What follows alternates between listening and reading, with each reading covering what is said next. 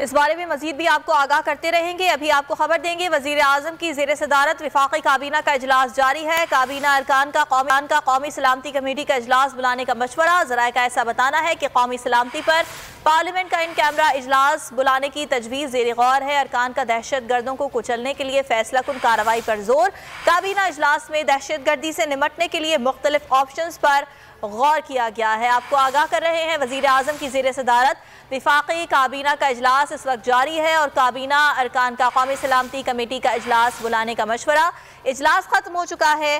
फहद चौधरी हमारे साथ मौजूद है, क्या खबर है उनके पास, जान लेते हैं। जी फहद। जी देखिए, वफाकी काबीना का इजलास आज वज़ीर आज़म शहबाज शरीफ की सदारत में हुआ। इस इजलास में सबसे पहले तो पेशावर धमाके में शहीद होने वालों के लिए फातह ख्वानी की गई और वफाकी काबीना ने शदीद मजम्मत की इस बम धमाके की।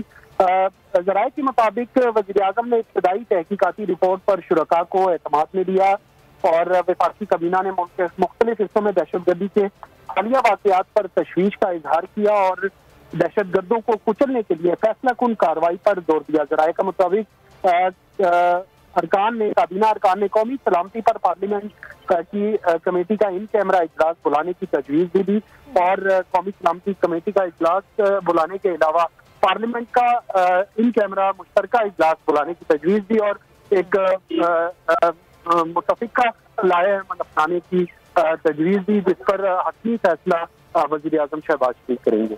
ठीक है फवाद, इजलास के हवाले से आपने आगाह किया, बहुत शुक्रिया आपका।